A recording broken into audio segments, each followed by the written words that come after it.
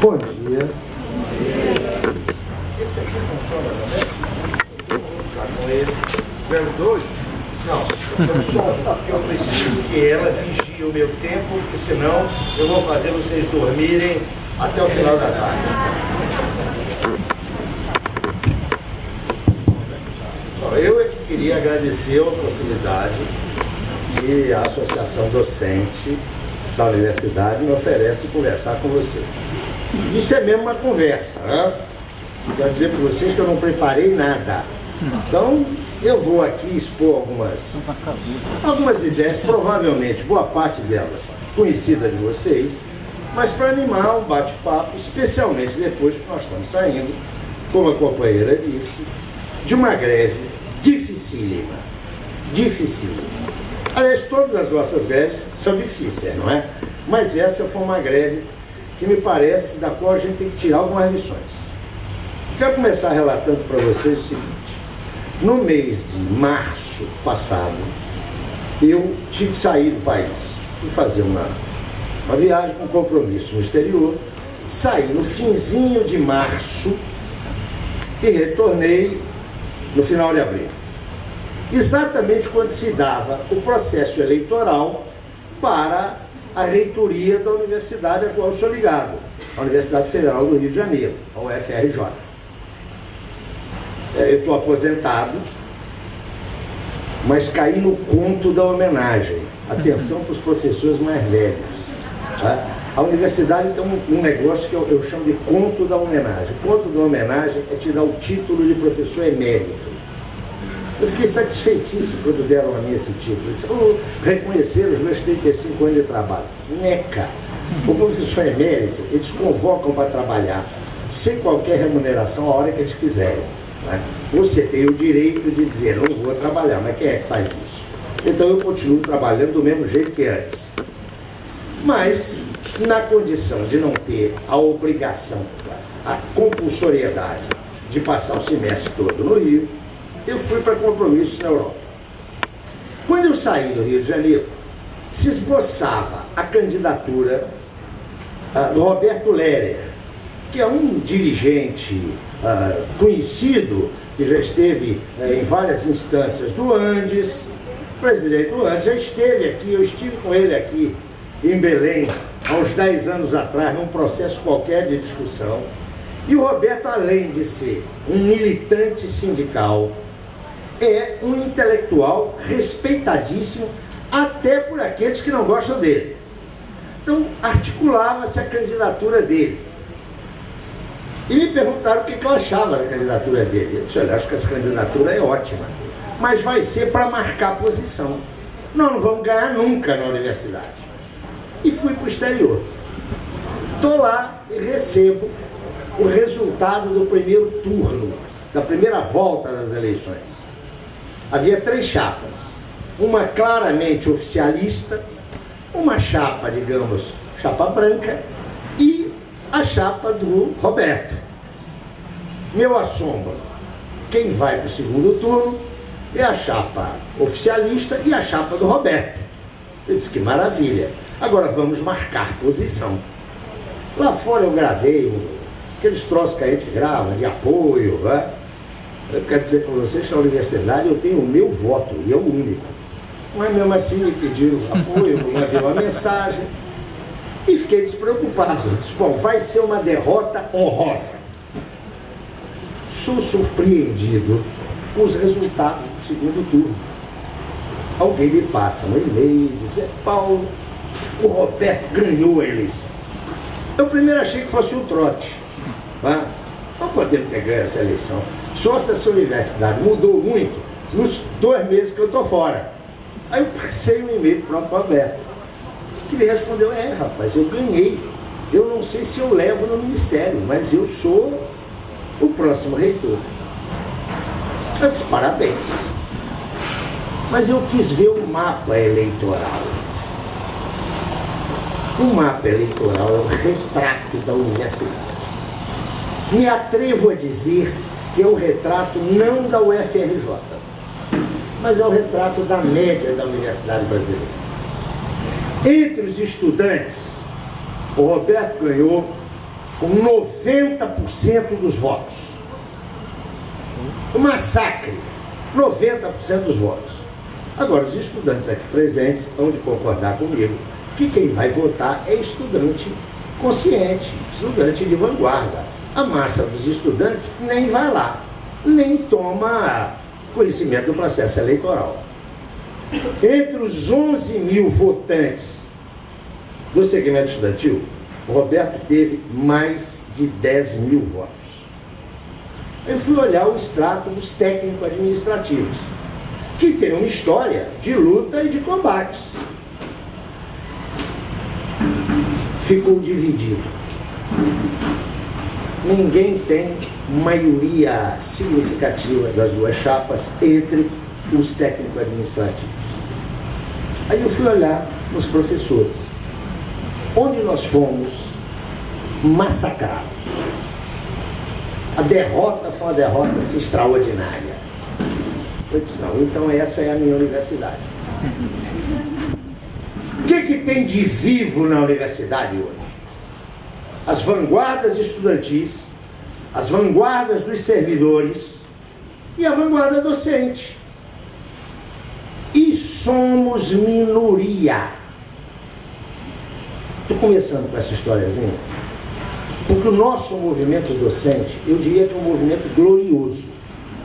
E agora, para me referir ao movimento docente, ele construiu um sindicato nacional que é ponderável, que é significativo e que é a história de pelo menos 40 anos de lutas. Então isso é um ganho, isso é uma conquista nossa. Nós podemos discrepar, divergir, e eu às vezes diverjo, de algumas proposições do Andes. Entretanto, é inegável que ele é a expressão de uma conquista do movimento dos docentes no Brasil. Agora, atenção, ele é a vanguarda. Ele é a vanguarda. A massa docente não é nem revolucionária, nem reacionária. A massa docente é inacionária. Dá para entender o que é isso? Ou seja, esse corpo ao qual nós pertencemos, estudantes, docentes, técnico-administrativos, é um corpo visceral, medular, organicamente conservador. Ele não é reacionário na ação, embora haja forças reacionárias, e ele não é revolucionário na prospecção, na projeção, embora haja segmentos revolucionários. Mas o grosso dele é de um conservadorismo, eu insisto na qualificação, visceral, está lá nas vísceras. É muito mais fácil o confronto com o reacionarismo do que o confronto com o conservadorismo. Então, quem é militante do movimento docente, enfie isso na cabeça.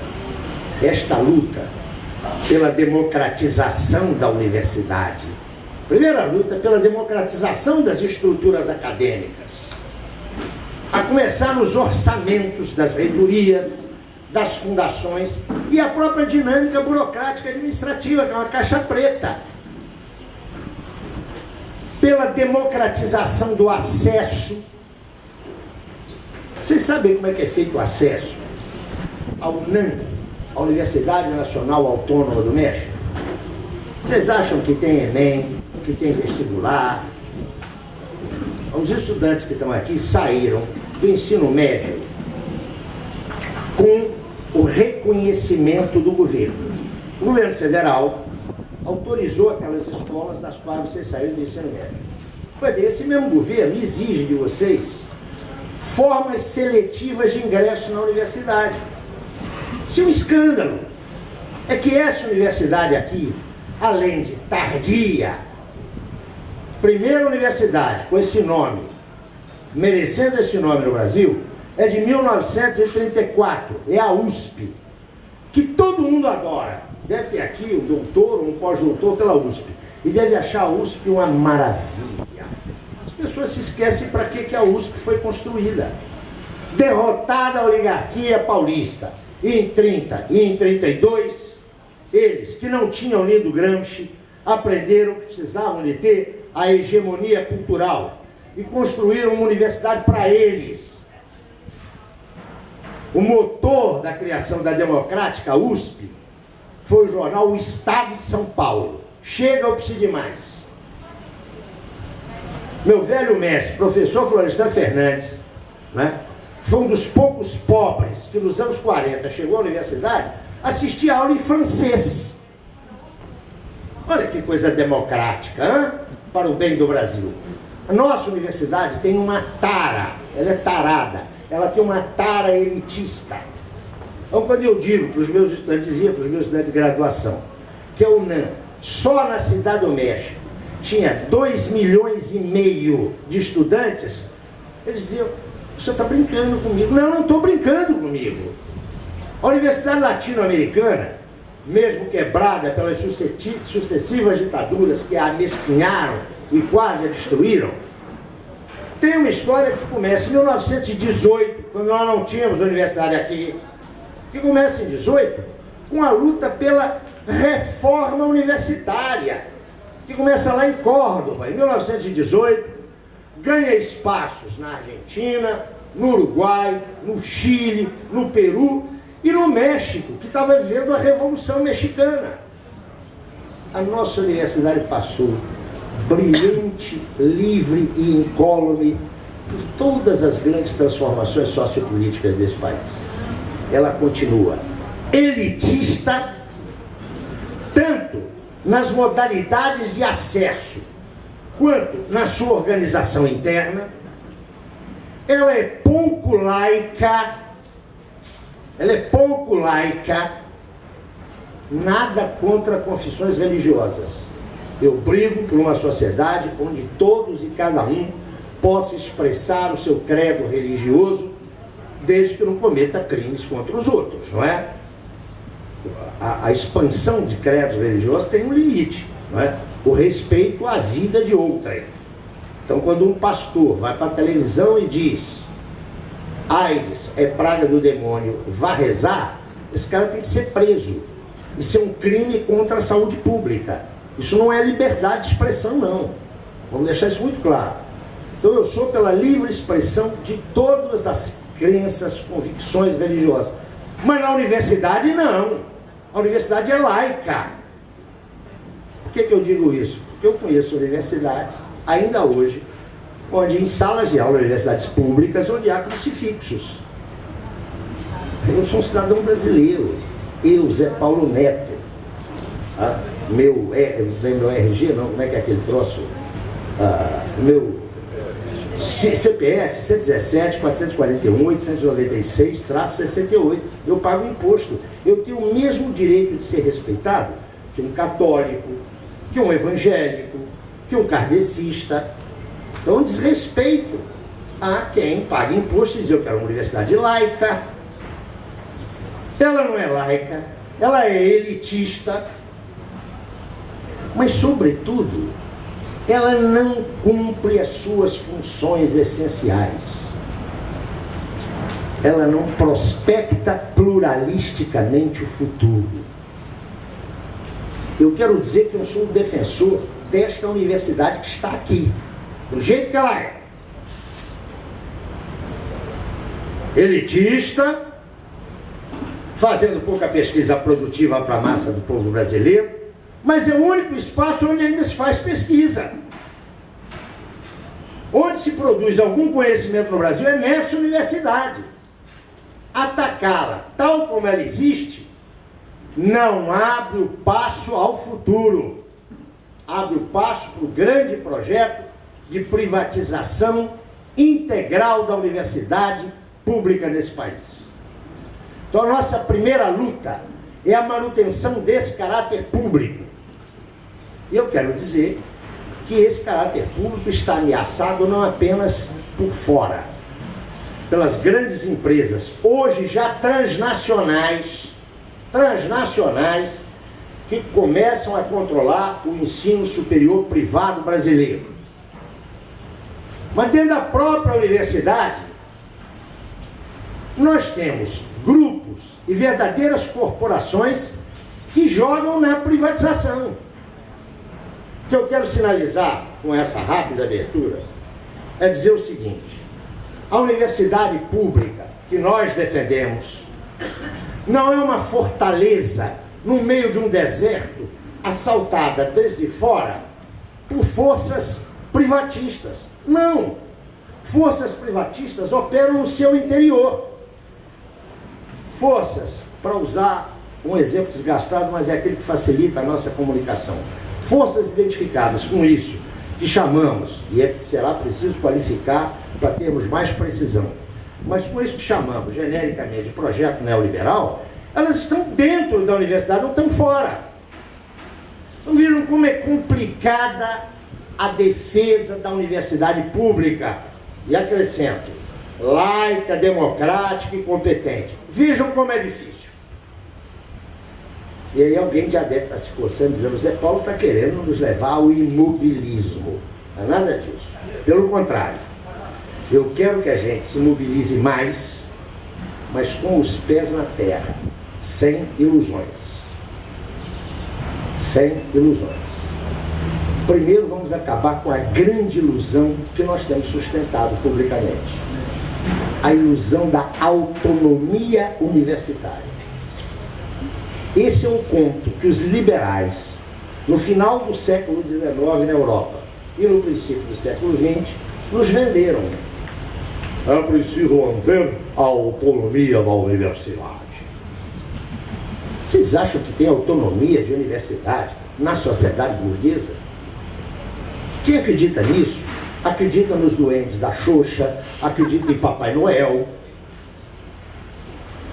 As universidades estão se transformando em balcões mercantis de projetos para o grande capital.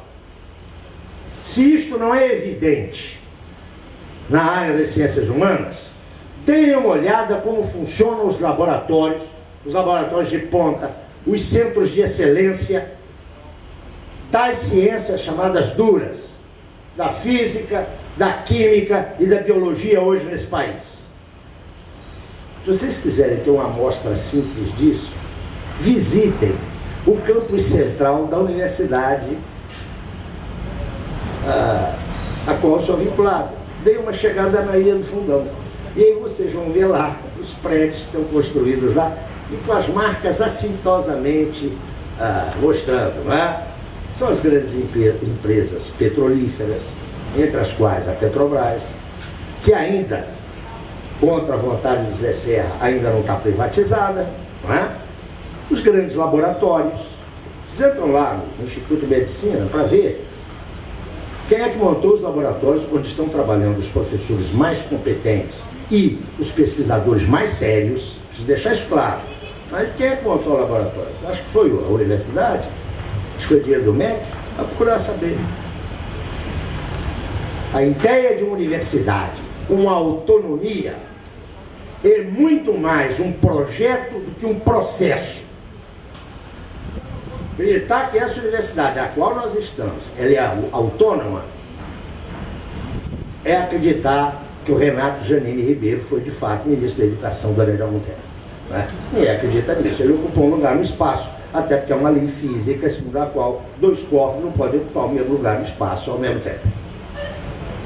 Com essa introduçãozinha, o que eu quero dizer? Quero dizer que o movimento docente, estou me referindo ao movimento docente da universidade pública, de fazer movimento docente em unidade privada é uma outra conversa, é dificílimo. Eu ontem, na minha intervenção, para deixar bem clara a minha posição, quero dizer que eu sou solidário com os estudantes e os professores das universidades privadas. Ambos são escorchados pelos empresários do ensino. Agora, faz parte da nossa luta, do movimento docente da universidade pública, faz parte exigir que nem um centavo público, sob qualquer forma, vá para instituições privadas de ensino. Nenhum centavo. Essa invenção do senhor Luiz Inácio Lula da Silva, o ProUni, é um excelente negócio para os empresários do ensino. estavam, inclusive, começando a enfrentar uma inadimplência monumental. Não é? O governo Lula, o governo dos trabalhadores, é o que dizem, confere a essa oligarquia, hoje já internacionalizada, confere um aporte de recursos que é um escândalo. Vários estudos, inclusive do Andes, mostram que seria muito mais econômico, em termos dessa lógica de caixa de supermercado, não é? A lógica governamental é aquela que é buzinada na cabeça de vocês toda semana. E o pior é que vocês acreditam. Qual que é a lógica? A lógica é a seguinte: o Estado é igual um chefe de família. Ele não pode gastar mais do que ele recebe.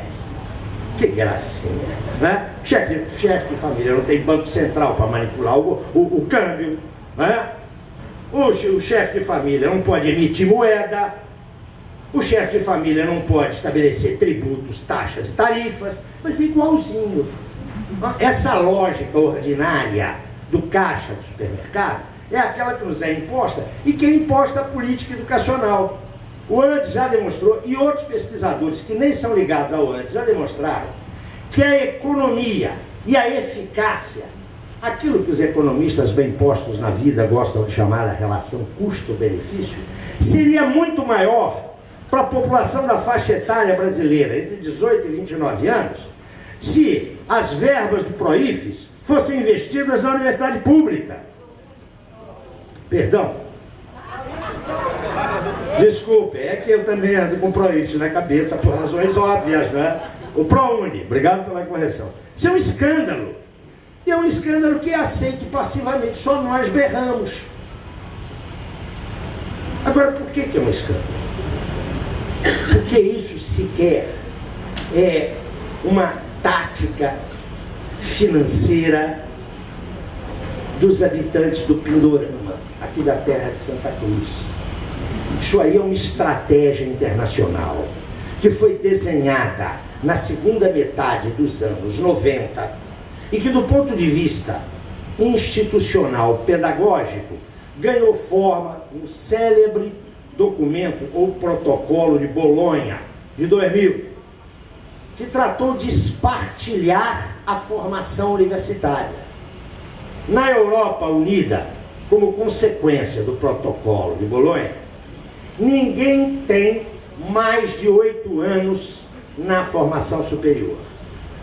Os cursos de graduação variam entre 3 anos e meio e 4 anos. Os mestrados variam entre 1 ano e 2 meses e 1 ano e 6 meses. E o doutorado já não excede a 36 meses. Esse negócio, e alguém deve estar fazendo isso aqui, fazer uma dissertação de mestrado, né, elaborada, já não existe mais. Você publica 2 artigos numa revista Qualis 1 internacional e está feita a sua vida. Aquele negócio da exaustiva pesquisa de doutorado, a gente apresentava uma tese de 700 páginas. Apresentei vocês aqui, e olha que eu não conheço a universidade aqui, uma tese de doutorado de 700 páginas para vocês verem. Alguém na banca vai dizer: mas isso aqui é um exagero. E o que você tem que responder é o seguinte: o senhor ou a senhora que é preguiçosa, não quer ler. Mas é claro, já há programas no Brasil de pós-graduação, sem um pudor no rosto, que estão determinando a extensão. Tantas páginas para dissertação de mestrado, tantas páginas para tese de doutoramento. Trata-se de quê? De baratear o diploma universitário, de aviltar a formação universitária, de abastardá-la. E a razão é simples, porque o mercado de trabalho deles, não é da sociedade, aquele que interessa as megacorporações, já está tendo as suas universidades, as universidades corporativas. Trata-se de ter uma massa semi-qualificada para executar. Aquela lógica tradicional do fordismo industrial, que começa antes de Ford. Vocês sabem qual é a lógica, não é? O ideal para ter lá na linha de produção é um macaco amestrado. Trocando em miúdos, é quem não pensa. O departamento de projeto é uma coisa, e o de execução é outra completamente diferente. Quem concebe hoje é uma pequena oligarquia, e é pequena mesmo.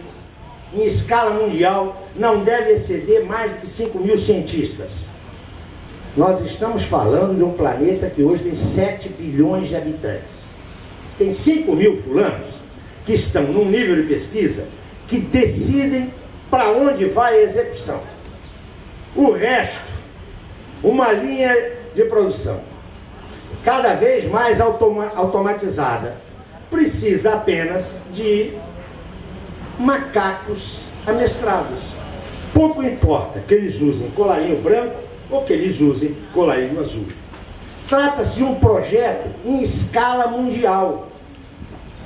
Então, o nosso ministro da Educação aqui, chame-se ele Renato ou Oliva, é um mero executor de projetos heterônomos. Não são autônomos, não tem autonomia nenhuma. É pura heteronomia. É pura replicação das matrizes que saem do Banco Mundial. Ou seja, nós não estamos brigando contra o Ministério da Educação. Nós estamos brigando contra uma articulação internacional. Eu ofereço isso a vocês como hipótese de trabalho. Vários companheiros, que inclusive estão muito mais envolvidos no movimento docente, eu estou afastado dele há 3 anos, vários companheiros discordam da minha interpretação. Mas eu gostaria que vocês pensassem um pouco nisso. Porque isso tem implicações políticas. E implicações políticas sérias. Quero lembrar para vocês da nossa greve de 2010, 2011. Não sei se vocês se recordam. Foi uma greve muito longa, tão difícil quanto essa. O ministro... Já era 12. O ministro era aquele competente economista, Paulo Renato de Souza. Fernando Henrique. Então foi 2001. 2001, exatamente. Foi a greve que antecedeu o processo eleitoral de 2012. O Paulo Renato, vocês sabem, está hoje, Deus o chamou ao seu convívio, e ele está hoje assessorando as contas celestiais, porque foi um economista muito competente. Foi esse senhor que assumiu a reitoria da Unicamp, uma das universidades mais sérias do sistema estadual paulista, e anunciou no seu discurso, sua primeira intervenção no Conselho Universitário, que ele queria transformar a universidade, eu vou repetir porque as palavras são dele e eu acho geniais, num balcão de projetos. Olha que beleza. Tem o balcão da mercearia, do açougue. Ele queria converter a universidade nisso. Não conseguiu converter a Unicamp, mas mudou a face do ensino superior brasileiro a partir de 97. Atenção! 97 se inicia no domínio da política educacional universitária a contrarreforma que está em curso até hoje. Quem era professor nessa época há de se lembrar de uma brilhante sacada do Paulo Renato. A GED. Vocês se lembram da GED? A GED era uma maravilha. O Ministério limitou recursos, né, com esse argumento, não podemos gastar mais do que temos. Agora, a disputa por esses recursos que se realize entre os professores. Eles transferiram a concorrencialidade, a criatividade empresarial, o empreendedorismo para os corpos docentes. Então, a unidade que é elementar de uma categoria profissional, que é a defesa do seu salário, isso que é elementar para garantir a unidade de uma categoria profissional. Foi rachada aí. Os professores tinham que decidir quem ia além de não sei quantas horas. Instaurou-se entre nós não a emulação saudável. O que eu chamo de emulação saudável? Eu quero ser tão produtivo quanto você. Eu quero ser tão efetivo quanto você. Não, você instaurou o seguinte: Eu quero ganhar a GED integral, e você é problema seu. Começou aí a contra-reforma. Essa contra-reforma, insisto, veio avançando. Uma das suas últimas expressões é outra invenção diabólica. Eu quero dizer para vocês, acabei de dizer aqui há pouco, que eu tenho um profundo respeito pelas crenças de cada um de nós. Mas também gosto de que respeitem o meu ateísmo, né? Não quero que salvem a minha alma. Até porque não a tem.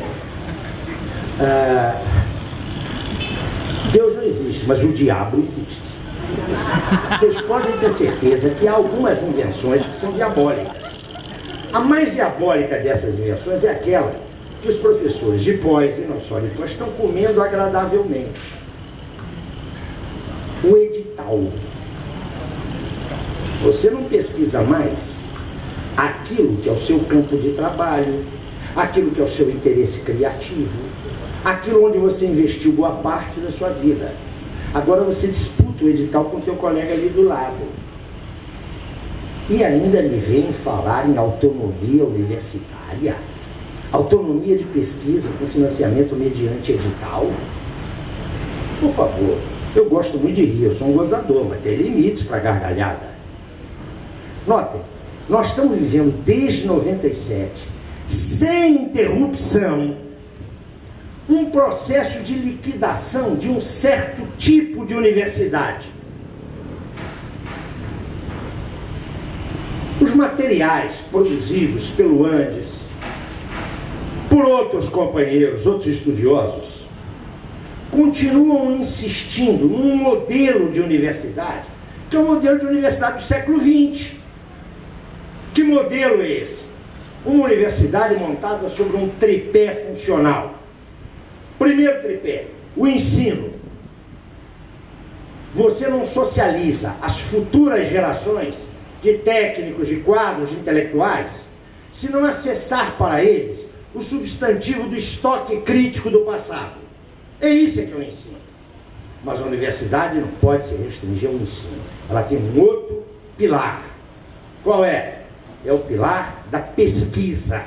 Ela tem que tomar aquele estoque crítico que está constituído, permitir o acesso às novas gerações, mas ela tem que ampliar aquele estoque crítico. Ela tem que renovar aquele estoque crítico. Ela tem que criticar aquele estoque crítico. Perdoe a aparente tautologia. É fazer mesmo uma crítica do estoque crítico. O estoque crítico é o estoque de conhecimentos. É preciso fazer a crítica dele, para não ter uma função no ensino meramente reprodutora. Então, ensino e pesquisa estão diretamente ligados. Sem pesquisa, o ensino é reprodutor. Mas o ensino que se separa da pesquisa, esteriliza a pesquisa. E por que esteriliza a pesquisa? Porque só pode ser pesquisador criativo aquele que tem um mínimo conhecimento do estoque existente. Se ele não teve acesso a esse estoque existente, ele não faz pesquisa. Ele reinventa a roda, ele descobre que o fogo é quente, que o gelo é frio e coisas que tais. Mas não basta o ensino e a pesquisa articulados. É preciso, numa dimensão primeira, de democratizar os novos conhecimentos, e segunda, de verificá-los, de testá-los. É preciso oferecê-los à comunidade onde a universidade se insere. Essa é a tarefa da extensão. Eu quero dizer para vocês que eu conheço alguma coisa da universidade brasileira, não conheço tudo não. Eu conheço algumas instituições que realizam bem a tarefa de ensino. Conheço outras instituições que realizam bem a tarefa de pesquisa. Conheço bem instituições que realizam bem as duas tarefas. Agora, a pobreza em escala nacional das políticas de extensão é algo, a meu ver, assustador. Assustador. Mas retomo o fio da minha reflexão. Nós defendemos esse modelo de universidade. E eu estou convencido que esse modelo de universidade é um modelo válido nos dias de hoje. Ele não é um modelo superado.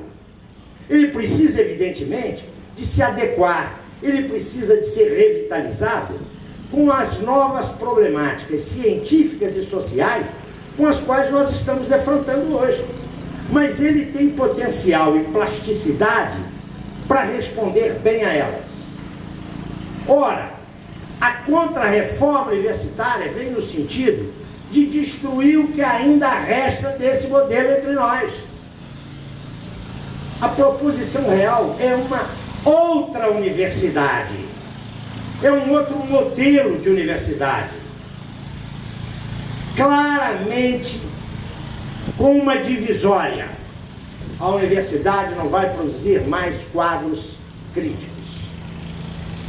A universidade vai produzir quadros de execução.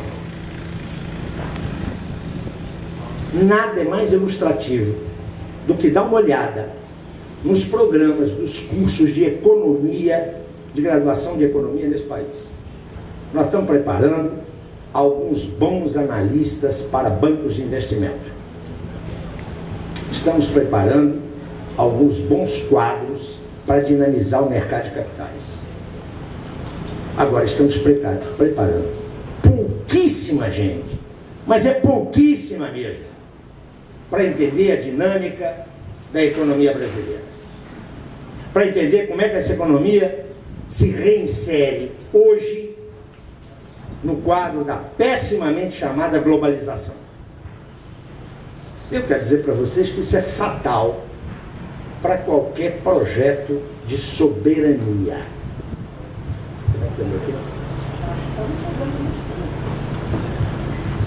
Pode parecer anacrônico alguém chegar aqui para falar em projeto de soberania, não é? Como soberania num mundo, com aspas, globalizado, não é? Mas é isso mesmo que eu estou falando. A integração econômica de todos os continentes, a interdependência real que existe hoje, não é um problema de futuro, ela pode tranquilamente compatibilizar-se com a soberania nacional.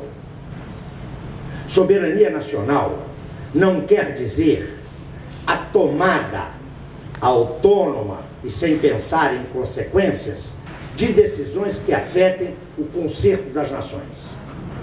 Soberania significa decidir a forma, o meio e os modos como um povo. E o povo não é algo abstrato, não. É uma articulação historicamente determinada de classes e camadas sociais.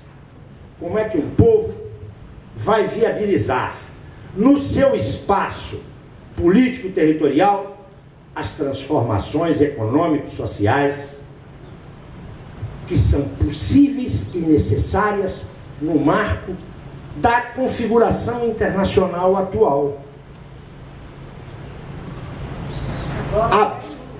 Abrir mão da soberania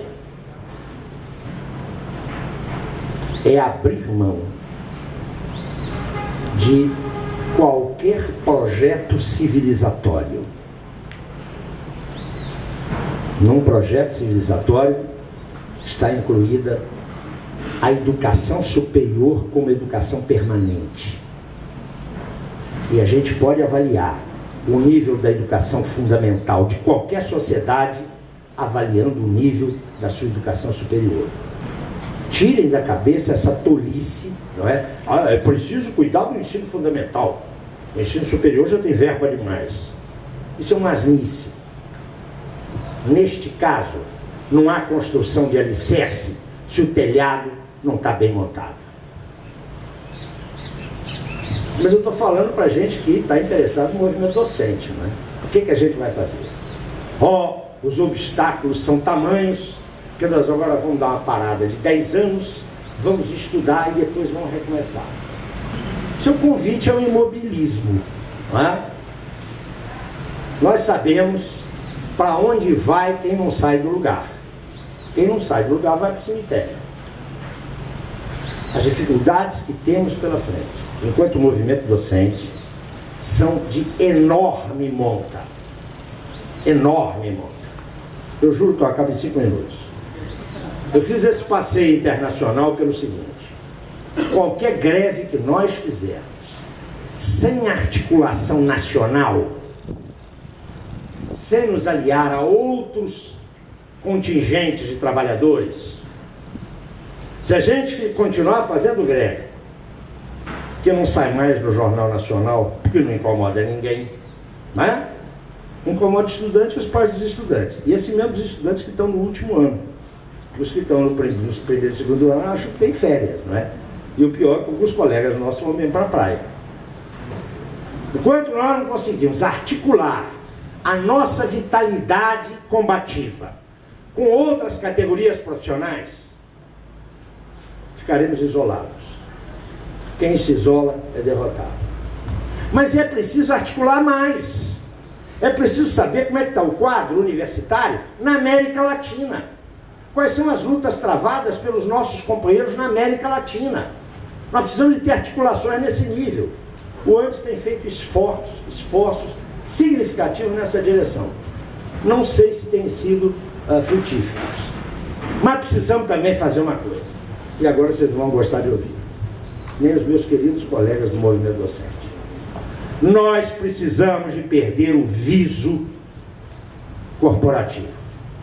De achar que nós somos uns coitadinhos, que nós estamos sendo atacados, que estamos tomando porrada. Nós estamos fazendo... Isso tudo é verdade. Mas dê uma olhada, por favor, no panorama brasileiro. Eu não posso ter salários suecos num país onde os trabalhadores têm salários da Nigéria. Nós temos que articular isso. A centralidade da nossa luta é a universidade. Mas a universidade para nós não é um fim. A universidade é um meio. É um meio de servir a massa explorada e oprimida do povo brasileiro. Isso tem que ser dito com todas as letras, o tempo todo. A nossa luta não é uma luta de professores que todo mês recebem, inclusive na greve. Eu tenho vinculações com o movimento operário, organizado. O centro da minha vida sempre foi a classe operária. Vou lá defender as nossas greves. Vocês sabem o que eu ouço? E dá um trabalho desgraçado para explicar que nós não somos privilegiados. Eu tenho que explicar para eles que a gente faz greve, continua recebendo por uma decisão judicial. Que a gente faz greve e depois repõe. E aí eu ouço, mas vocês repõem ao mesmo tempo que vocês estiverem em greve? Quem está fazendo essa crítica não é do PSDB, nem do TEM, nem do PPS. São aliados nossos. Nós temos que saber com quem a gente vai poder enfrentar essa estratégia mundial de desconstruir a universidade, que eu chamo de universidade moderna, que é resultado de uma luta que veio do século XVIII, explode aqui e acolá no século XIX, e no século XX se reafirma no Ocidente civilizado. Isso é uma conquista que nós herdamos. Quando eu nasci, ela estava aí. Eu não posso morrer sem contribuir para defendê-la. Acho que essa tarefa não é só da minha geração, é da de vocês também. Muito obrigado.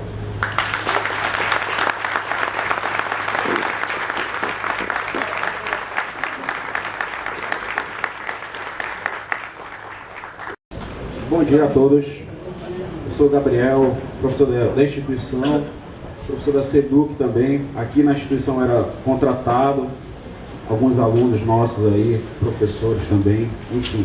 É um prazer incomensurável estar na presença do professor José Paulo, assim como na presença de todos vocês. Bem, a minha pergunta, professor, nós temos um bom grupo de pesquisa, vamos dizer assim, e isso atravessa um pouco os nossos estudos, sobretudo o meu, vamos dizer assim, né? E tem a ver com um pouco da sua história e, paralelamente, a história do professor Carlos Nelson. Então, isso de fato tem atravessado os meus estudos, e aí a minha pergunta é inevitável, assim, pela primeira vez que eu estou, né, pessoalmente ao seu lado e tudo mais. Então, a importância do Carlos Nelson para a esquerda, de um modo geral, no Brasil, para a vinda de, não só de Gramsci, mas de Lukács para o Brasil, a importância da compreensão do processo revolucionário. Não se trata de reforma, da revolução, a partir das contribuições do professor Carlos, a partir das contribuições também desse autor importante, que é o Antônio Gramsci, né? Então, insisto, é inevitável fazer essa pergunta e, mais uma vez, retomo o prazer de estar com o senhor e com os demais colegas aqui. Obrigado.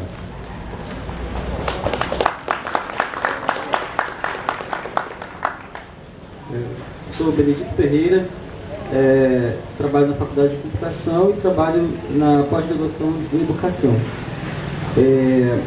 Eu gostaria, primeiro queria fazer um registro. Eu estive ontem na sua fala no Centur, assisti, e fazer um agradecimento pessoal, porque é muito revitalizante ouvir as questões que o senhor coloca, a defesa dos princípios que o senhor defende, que muitas das vezes são princípios secundarizados, desvalorizados. E, especificamente, eu gostaria de fazer uma ligação com aquela fala de ontem, a palestra de ontem, com a questão do recuo, que a gente poderia chamar, de alguns autores chamam de recuo da teoria na academia. Especificamente, eu vinha tratando ontem da questão da pós-modernidade, o pós-modernismo na academia, as pseudo-categorias. E gostaria apenas de perguntar sobre essa questão, se o senhor dizia ontem, vou tentar reproduzir, que o senhor respeita determinadas coisas que os pós-modernos defendem. Eles defendem a democracia, se colocam contra algumas formas de opressão, etc. e tal. Mas o fato deles usarem exatamente essas pseudo-categorias, eles não são exatamente aqueles mais perigosos, pois eles se colocam como críticos sem ir ao fundamento, sem ir às determinações concretas dessas formas de opressão. Eles não são exatamente aqueles mais perigosos justamente por ser pseudocríticos. Obrigado.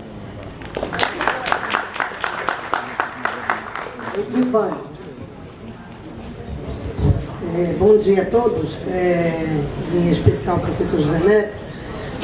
Acho que o professor coloca algumas questões interessantes. Eu acho que, para além do debate teórico, eu não queria ir muito por esse campo, mas eu penso que de nós pensarmos um pouco a nossa ação mesmo, né? Então,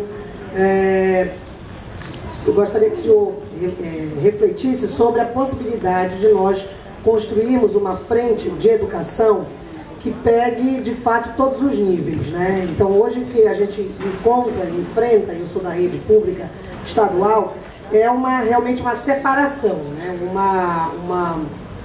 Um isolamento das lutas. Por exemplo, nós fizemos uma greve de 72 dias aqui no estado do Pará, SEDUC, e não há nenhum diálogo, né? Não houve nenhum diálogo, nem do ponto de vista teórico, nem prático, da nossa greve com a greve docente, agora, né, que acabou agora recentemente. Então, sim. Então, acho que nós precisamos avançar, não só apenas constatar o óbvio. Isso acho que todo mundo já compreendeu. A questão é como avançar. Eu acho que a gente precisa, então, sentar, discutir os sindicatos, as organizações e pensar uma pauta conjunta, unificada. Eu acho que essa é a maneira que nós teremos para enfrentar juntos uma questão que não é a educação superior, né? A gente ficar adjetivando a educação. A educação é uma só. E se nós não enfrentarmos isso coletivamente, de fato, penso eu que a gente perde o bonde da história. E uma das questões, o senhor tocou, é uma questão importante, a questão salarial, quando a gente está falando de capitalismo. Por exemplo, eu tenho dito isso nas assembleias do sindicato, que nós deveríamos ter um salário único. Desde a professora, né, lá da professora da tiazinha, como a gente chama, né, a tia, que está lá no ensino, que pega as crianças, né, que está trabalhando com as crianças na educação infantil, até o professor da universidade. Eu, pelo menos, acho um disparate, assim como é um disparate que os professores querem bem mais do que o restante da classe trabalhadora, é um disparate que haja tanta diferença entre nós, professores, trabalhadores da educação. Obrigada. Otávio. Depois Joel, aí a gente fecha essa primeira rodada. Otávio, depois Joel. Bom dia, professor, bom dia a todo mundo. Eu queria, na verdade, fazer... Desculpa, eu sou Otávio, eu sou professor da Universidade Federal do Pará, professor de Educação Física do campus de Castanhal. Eu queria, na verdade, fazer uma questão em relação à situação do conservadorismo na sociedade em geral, né? E eu queria problematizar uma situação, uma ideia, que diz que há um crescimento do pensamento conservador, reacionário, de ultradireita, que teve as mobilizações, né, que levaram alguns milhares nas ruas contra o governo Dilma, alguns com uma centralização clara em relação ao impeachment, e que chegam a colocar a possibilidade de um suposto golpe constitucional, inclusive, golpe, até que uma das declarações de um golpe democrático. Aí eu queria a consideração é o seguinte: em função disso, do meu ponto de vista, sempre existiu um pensamento conservador na sociedade, dentro inclusive das próprias universidades, e isso não mudou. Com a eleição dos governos do PT, nos últimos anos, houve um avanço da consciência, no sentido de que era uma aposta, digamos, uma expectativa de que é um governo que se dizia da classe trabalhadora, um partido que chegou à classe trabalhadora, e que depois desses 10, 12 anos, a conclusão que se chega é que não é diferente, né? A situação é que não é esse o programa, esse projeto ao qual, né, a maioria dos trabalhadores votaram e decidiram. E aí há uma grande frustração, há um grande sentimento de traição, há uma grande ruptura de grande massa de trabalhadores e de operários com esse governo do PT.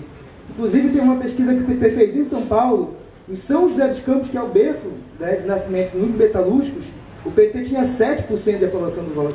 Então uma ruptura massiva de setores que sempre depositavam nesse projeto e que agora não tem mais essa expectativa. E a questão é que fica onde vai essa consciência, né? Porque é verdade que os partidos tradicionais da burguesia disputam essa consciência para si, mas como é que a esquerda pode disputar esse processo no sentido da consciência voltar à esquerda? Porque o sentimento às vezes que fica, não, esse aí é o projeto da esquerda, esses são os comunistas, não deram certo, né? Esse projeto aí, que era o projeto da Dilma, do Lula, do PT, não deu certo, e aí o sentimento, a consciência, ou vai para a direita, para o conservadorismo, ou vai para a apatia, né? E aí a questão é como é que a esquerda, em particular a esquerda revolucionária, pode disputar esse processo e não cair novamente nas bandeiras do governo, no sentido de voltar a consciência a uma situação que é os governos de frente populares. Joel, nós vamos terminar os primeiros 5. Depois eu vou listar quem se inscreveu para ver se está faltando alguém, tá? Bom dia, pessoal. Meu nome é Joel Castro, eu sou estudante de Psicologia e sou coordenador de organização da DCE, da UFPA. Pegando o gancho da questão do conservadorismo e na última fala, eu gostaria de dar 2 informes. Hoje, às 5 horas da tarde, vai haver um ato para relembrar 1 ano da chacina da Terra Firme e das outras regiões de periferia de Belém, né?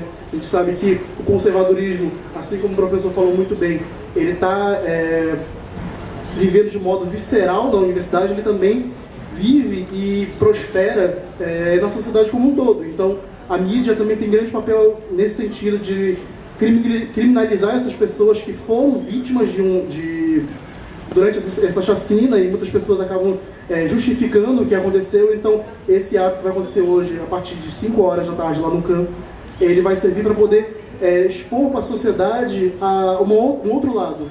O lado das famílias, dos inocentes, e o lado das pessoas que defendem que essas pessoas não mereciam morrer. Ninguém merece morrer dessa forma.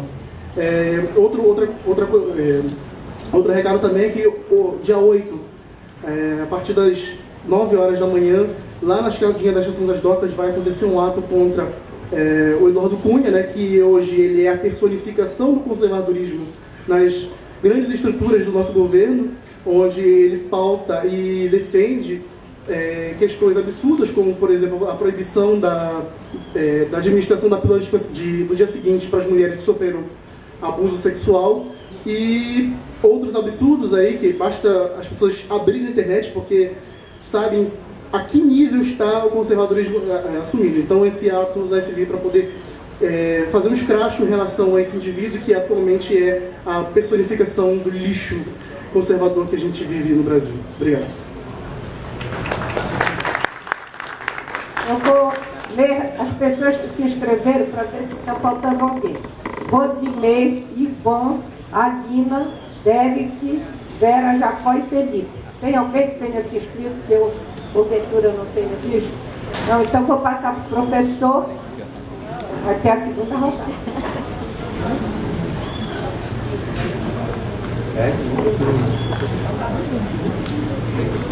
Eu queria começar pela questão posta pelas questões postas pela Edivânia. Eu quero me solidarizar inteiramente com a intervenção dela. Mas eu quero puxar duas, né? Ela só mencionou, eu quero puxar duas questões que me parecem essenciais. Eu posso estar cometendo um erro brutal, mas eu confio na capacidade crítica de vocês, né? Ou seja, eu confio que a grande indicação que a gente tem é uma máxima latina que o velho Marx amava sobremaneira. A máxima latina é a seguinte: de omnia dubitantur. Olha a minha exibição de latim, hein? Deve-se duvidar de tudo. Duvidem, portanto, inclusive desse locutor que vos fala.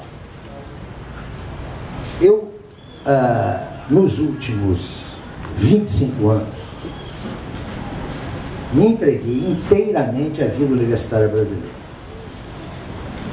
Eu corri esse país, inclusive estive aqui. O único lugar que eu não fui foi, e que a comunidade da federação que eu não conheço é Rondônia. Em todos eles, a minha audiência era basicamente universitária, estudantes e professores. Eu fiquei sempre assombrado com uma absoluta ausência da dimensão pedagógica no debate de professores e estudantes. Dimensão pedagógica. Eu quero me referir àquilo que faz parte, se não da arte, mas do ofício da docência. Como preparar uma aula? Não riam disso, não. Como preparar uma aula? Qual uma estratégia de argumentação? Como concluir uma aula? Como avaliar os resultados da aula que você dá? Nos cursos de formação tradicionais de professores primários, nos institutos de educação, isso era algo elementar. Qualquer professorinha saía tecnicamente qualificada. Podia não sair intelectualmente qualificada, mas ela saía tecnicamente qualificada. Eu me permito até extrapolar um pouco o tempo, porque eu acho que isso é uma coisa importantíssima. Aqui deve ter aluno de economia, ou professor de economia. Tem uma disciplina na economia e também nas engenharias, que é dada nos primeiros períodos. É a disciplina de cálculo, que reprova, em média, entre 60% e 80% dos estudantes. Olha, queridos, quando uma disciplina em escala nacional reprova mais da metade dos estudantes, o problema não está nos estudantes. Eu participei de uma comissão na minha universidade, onde a demanda era dos estudantes de economia mais afetados e os estudantes de engenharia, das várias engenharias. O que acontecia? Eles tomavam pau em cálculo 1 e iam fazer as outras disciplinas. Chegava lá, nos períodos finais, estavam pendurados em cálculo 1, em cálculo 2 e naquelas disciplinas que eram dependentes. Então isso ocasionava um engarrafamento das turmas, que era uma coisa absurda. Pois bem, fomos conversar com os professores dessas disciplinas. Eu quero dizer que eu tenho parentes, amigos, engenheiros, eu gosto muito deles.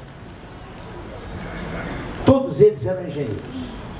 Sabe qual foi a reação deles diante dos dados que nós apresentamos? Olha, eu venho aqui para ensinar cálculo. Se não aprendem, não é problema meu. Como é que um cara desse pode ser professor? Ele pode ser um excelente profissional. Eu acho que parte do descolamento, Edivânia, entre o ensino fundamental, o ensino médio e o ensino dito superior, é que no ensino dito superior, não há a menor preocupação pedagógica. Tirante os estudantes que são obrigados, aqueles que vão para as licenciaturas, que são obrigados a cursos na faculdade de educação, ninguém passa por isso. Eu acho que nós devemos atentar para isso em termos, notem, do desempenho docente. Essa é a primeira observação. Você só tangenciou isso. Eu acho que é preciso o diálogo entre o pessoal do ensino superior e dos outros níveis de ensino para enfrentar esse tipo de discussão. Mas eu acho que a questão principal que você põe é a do salário único. Olha, eu não sei, sinceramente, se o salário único é a solução. Mas o que eu sei é o seguinte: enquanto eu viver num país onde a professora da primeira série, daquilo que era o primário, e hoje o ensino fundamental, ganha menos que um cabo da polícia militar, este país não é sério. Agora, minha querida, me desculpe, eu vi uma certa ingenuidade em você. A tara elitista do ensino superior, sabe onde é que se manifesta? Você acha, Edivânia, que ele, professor doutor, emérito, vou conversar com essas ignorantes aí do ensino primário? Tem um elemento de elitismo também nisso, minha nega, contra o qual nós temos que nos bater, todos.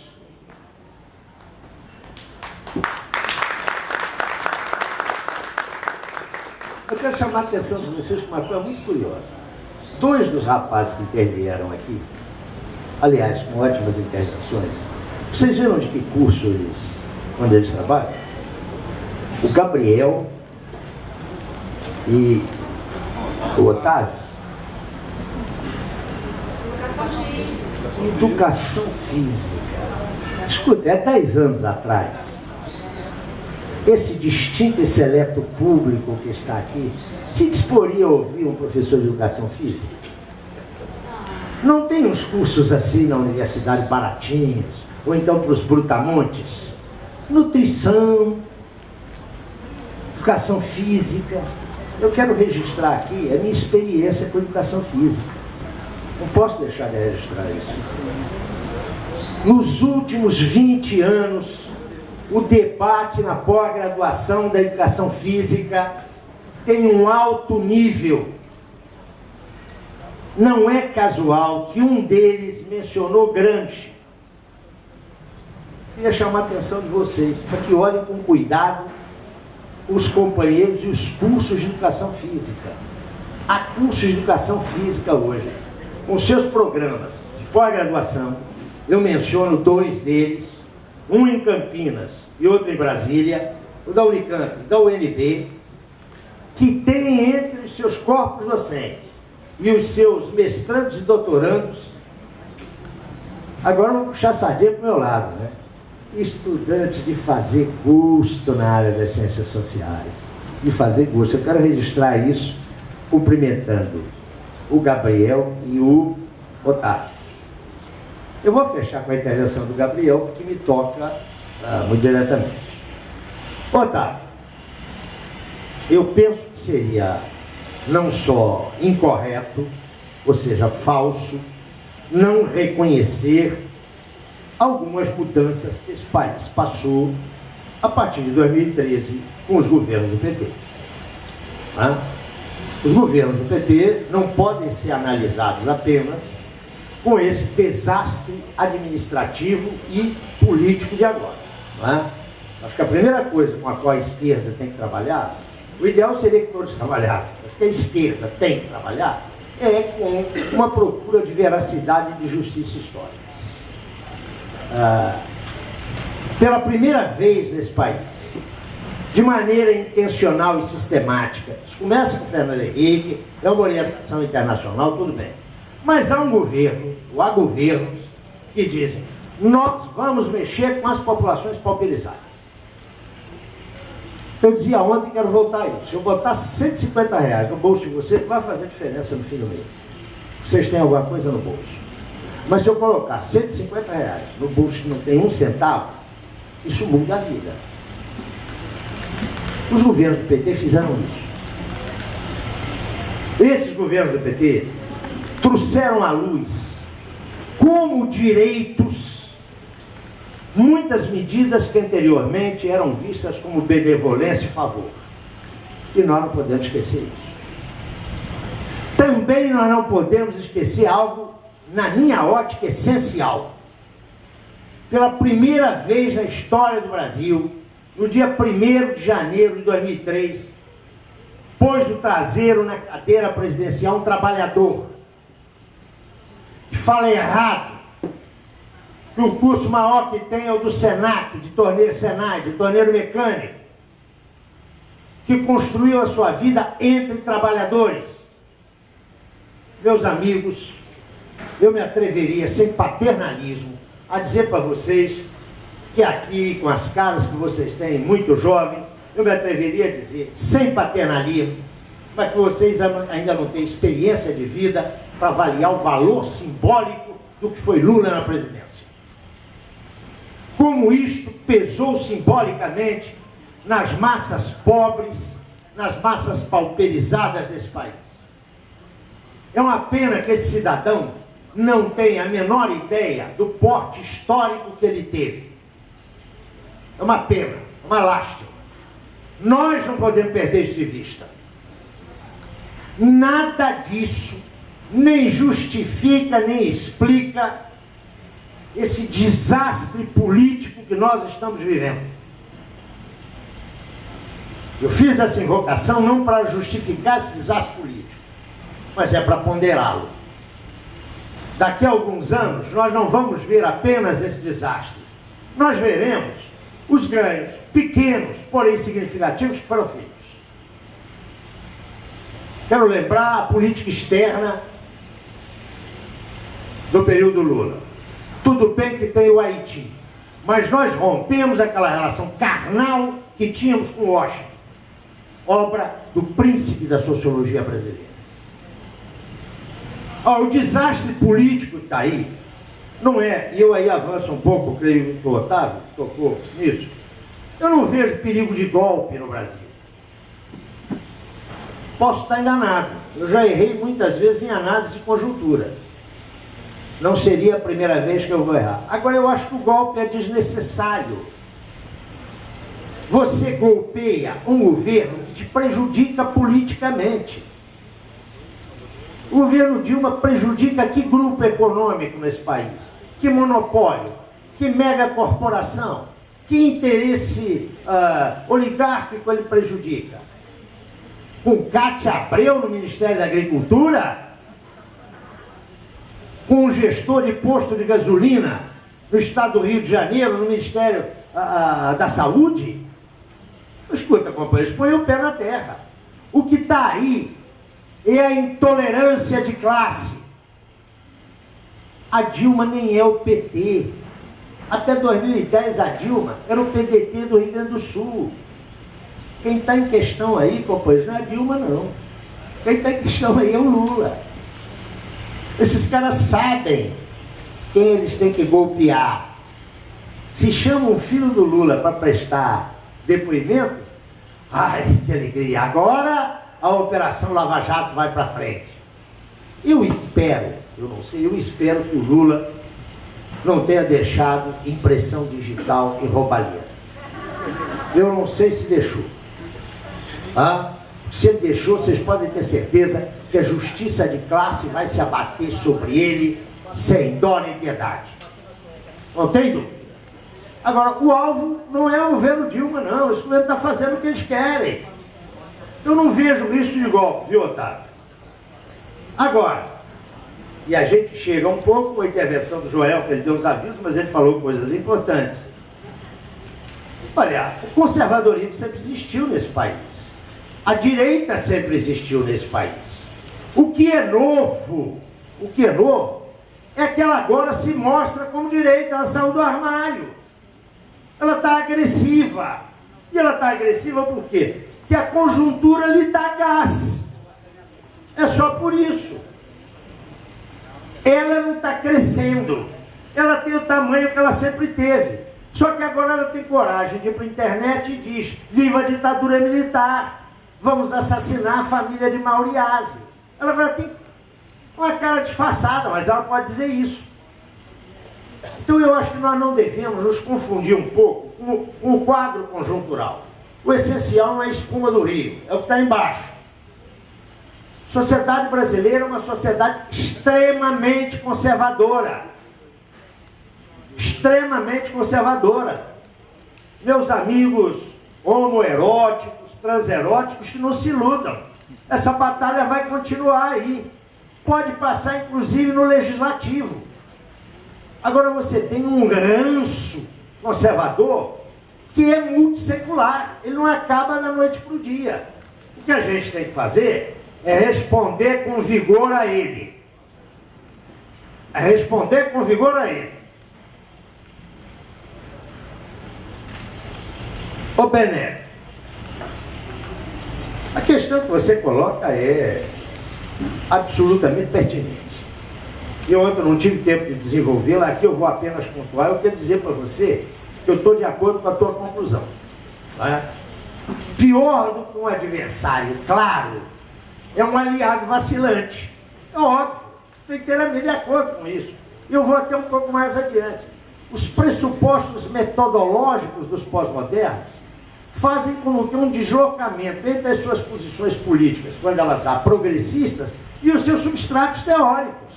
Atenção, eu acho que isso aí exige de nós muita atenção, uma análise fina. Para quê, Bené? Para quê? Para fazer política. Note, para fazer política. Eu não vou dispensar um aliado, que é um aliado prestigiado, porque os pressupostos dele não são os meus. Agora, eu vou estar atento aos desdobramentos dos pressupostos dele na ação política dele. Está claro, Bené, quanto a isso? Agora vamos para o caroço da tua questão, que é o recuo da teoria na universidade. E eu diria que é um recuo geral da teoria. Não é apenas o acantonamento da teoria marxista, não é só isso. É muito mais do que isso. É que nós estamos vivendo tempos miseráveis nas academias para as teorias. Claro que os pós-modernos têm jogado água nesse moinho, não é? Dado o seu empirismo acrítico. Não é? O mini-estudo, a micro-realidade, a semiologização da realidade, etc. Mas isso é uma história mais longa. Você não se esqueça que se meados dos anos 70 para frente, no âmbito das ciências sociais, a influência da tradicional sociologia norte-americana se esbateu. Não é? Ninguém hoje sequer fala em tal quanto Parsons. O que veio à tona foi o resto do empirismo anterior a tal, e que é, eu diria, o meio ambiente da mediocridade. Não é? O empirismo cego, sem orientação teórica, né? O empirismo que não está a serviço da verificação de uma teoria, da retificação de uma teoria, esse empirismo é o mar para tubarão dos medíocres. Né? Você aprende a fazer tipologia, aprende a contar, vai para um bairro, de preferência um bairro pobre, faz uma fenomenologia daquele bairro, vira doutor e passa o resto da vida reiterando as suas ideias. Esse é um fenômeno anterior à onda pós-moderna. Que a onda pós-moderna, naturalmente, fertiliza a nossa luta contra o empirismo, que deve ser constante, não pode ser contra a verificação empírica. Eu acho legal aí a gente buscar um pouco, para quem é marxista, mas mesmo para quem não é marxista, inspiração num certo marxismo inglês dos anos 20, que politicamente era muito impotente, mas que gestou pesquisas históricas e pesquisas sociológicas absolutamente densas. Eu diria, um pouco de empirismo, um pouco, viu, Bené? Só um pouquinho. Não faz mal a uma boa teoria. Agora, a luta contra o empirismo na Universidade Brasileira é uma luta contra a preguiça intelectual. O empirista é um preguiçoso intelectual. Ele é um ótimo trabalhador braçal. Ele adora coletar dados. Né? E a gente até se vale dos dados deles, né? De maneira crítica. Agora, é uma luta contra a preguiça intelectual. E a preguiça intelectual, se há de convir comigo, meu caro amigo, é um inimigo difícil da gente combater. Ele está na árvore, para ele se mover, ele demora 2 anos. Então, olha, nada melhor, Pelé, não sei se essa é a tua experiência, a minha é essa, para você proteger a preguiça intelectual com o título de doutor. Você se doutora e ninguém te cobra mais nada. Você não quer fazer pesquisa, você não faz. Eu costumo dizer o seguinte, ó, depois eu conto essa piadinha no final. Me lembrem do professor que foi comido pelo leão. Mas não é o leão do Proxerrena. Gabriel, eu estou convencido que a esquerda brasileira, não é só a esquerda revolucionária, não. A esquerda brasileira tem um antes e depois de uma geração que estreia nos anos 60. Uma geração composta por figuras muito diferentes, tanto do ponto de vista profissional, da sua alocação socioprofissional, quanto das suas ideias. É dessa geração parte dos teóricos mineiros da teoria da dependência. Penso, por exemplo, em Rui Mauro Maria. Parte dessa geração, ou a parte dessa geração, pertencem Leandro Conder,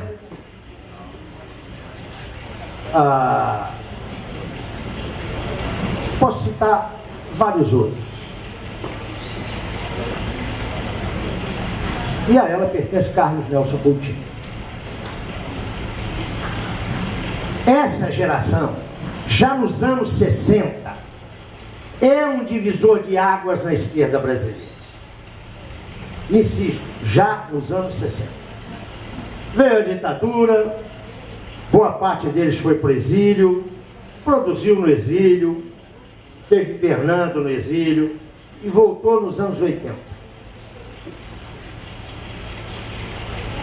Entre esses que voltaram nos anos 80 e que avançaram muito no período do exílio, eu destacaria o Carlos Nelson.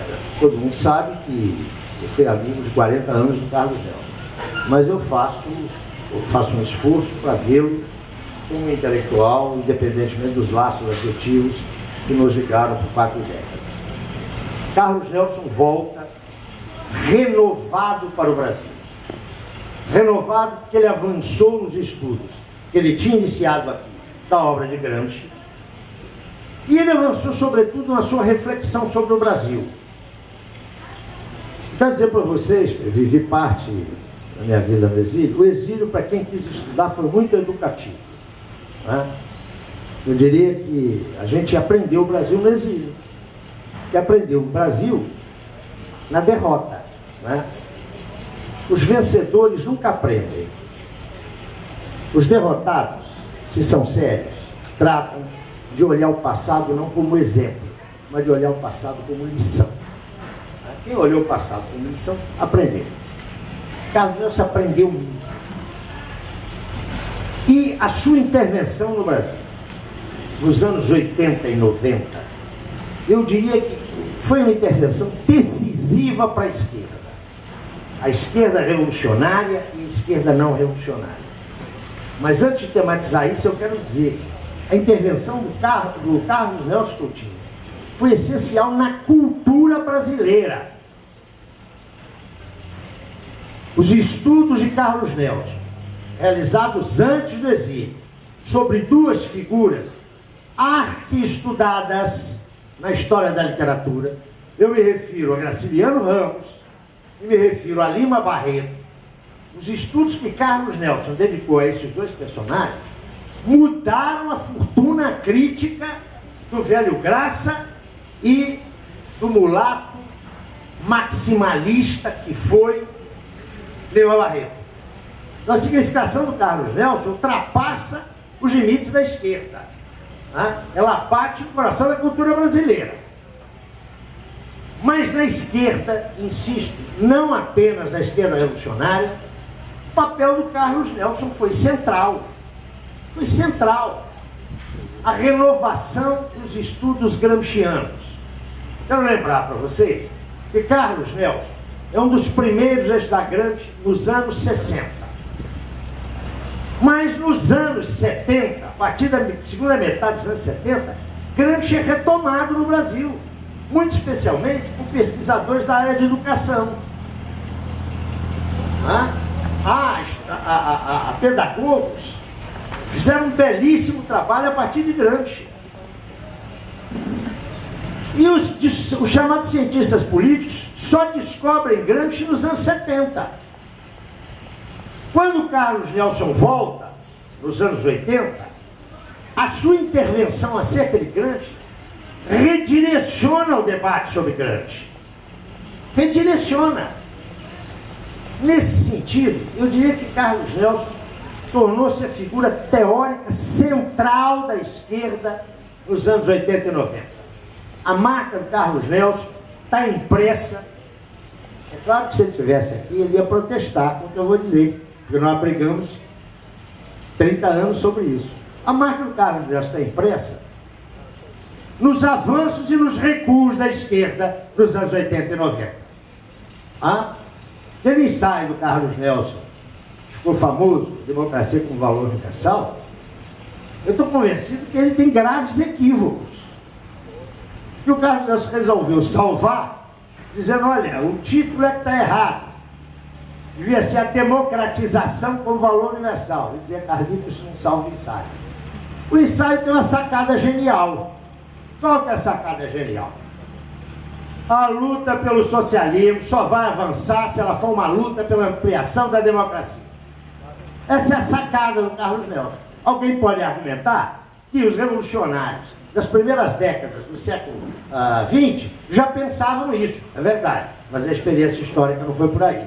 Então Carlos Nelson teve imenso mérito de recolher essa bandeira e cravá-la no coração da esquerda.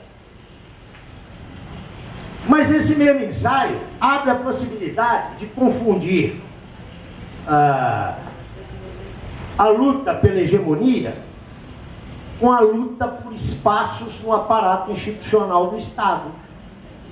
Na medida em que esse ensaio não diz uma palavra sobre a ruptura que significa a transição socialista, vamos ser assessor do governo, vamos ser deputado, vamos ser ministro e participar daquilo que vocês sabem que assessores, deputados e ministros participam. Mas Carlito, que era antes de tudo uma pessoa de muito bom humor, nós nunca conseguimos brigar na vida.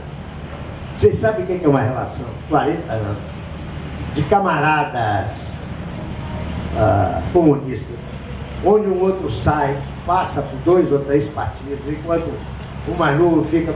Nunca conseguimos brigar, jamais. O Carlito dizia, quando eu discutia com ele esse ensaio, ele dizia, Zé, quando eu entrei para o PT, na minha esquerda estava o Genuíno, estava o Tarso, estava o Dirceu. De repente eu vi eles todos passarem correndo na minha frente para a direita dentro do PT. Eu continuei no mesmo lugar, eles é que mudaram. Isso é uma tirada de muito bom humor, mas não explica a influência dele também sobre o PT, não é?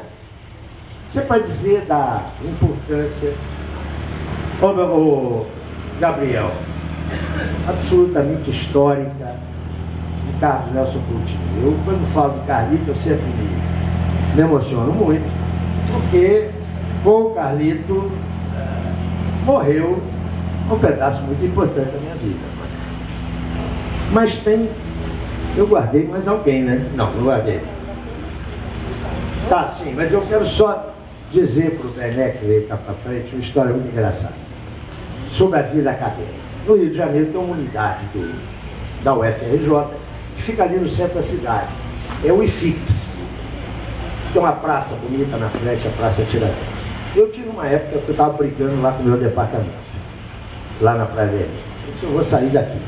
Aí procurei 2 departamentos para saber se eles me acolhiam. Fui lá para a Economia, na época dirigido pela Maria da Conceição Tavares, me disseram, vem para cá. E eu me interessei em ir para o IFIX e procurei um professor que está vivo, ele conta essa história com muita graça, o professor Sérgio Brasil. que é uma figura maravilhosa da esquerda, está aposentado. Fui lá conversar, ô Sérgio, eu quero vir para cá, quero saber se alguém me recebe aqui. Ou seja, claro, pode vir agora. Eu quero te dizer que isso aqui não é um bom lugar não, viu, Zé Paulo? Estou conversando com ele no box dele no segundo andar. Você está vendo ali a praça? Ali estava o Circo Orlando Orfei. Veio o carro, fez uma semana, 15 dias de espetáculo. Naquela época podia ter animal no circo.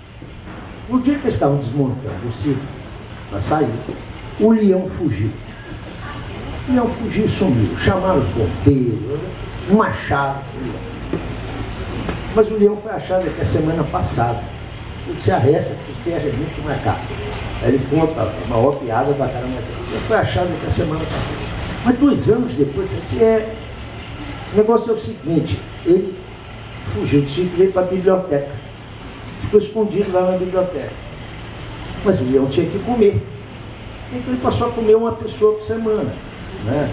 Ia lá um professor, ele comia, o professor, ia um estudante, ele comia, ia um servidor, ele comia. E a gente fica sabendo, né? Sabe como é que é a vida acadêmica, cada um no seu gabinete. Agora, semana passada, ele descobriu o leão.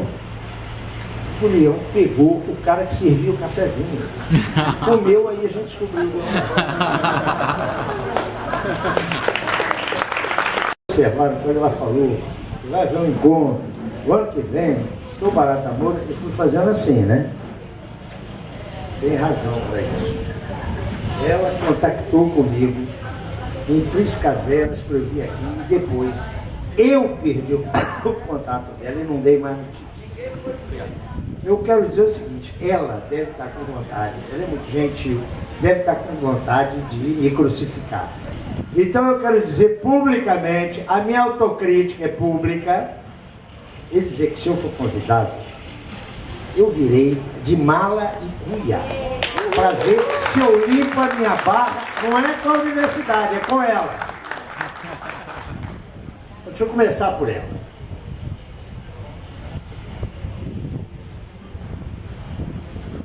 Isso tem a ver com uma questão que foi posta, eu quero terminar com isso, com a intervenção da Rosinê, acerca de cultura política.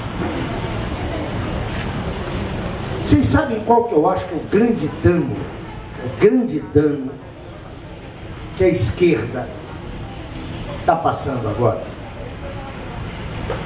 Não é que o PT se rendeu ao grande capital, eu acho que há explicações para isso. Não é o problema do governo Dilma.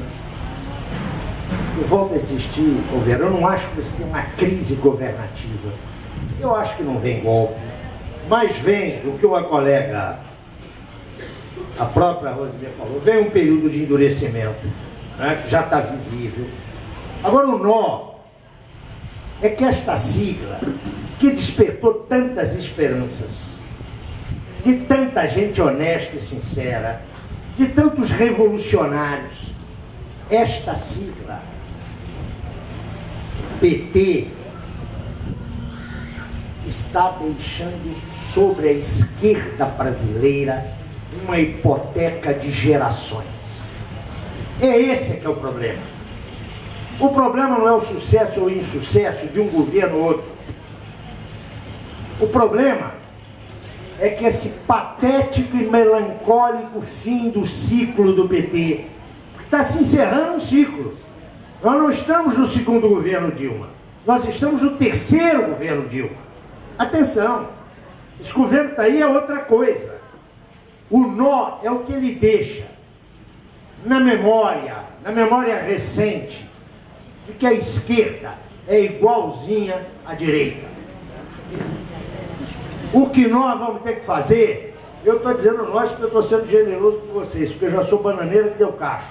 O que vocês, que se alinham com a esquerda séria, que não tem que ser necessariamente revolucionária, eu sou muito pluralista nas tarefas da Revolução Brasileira.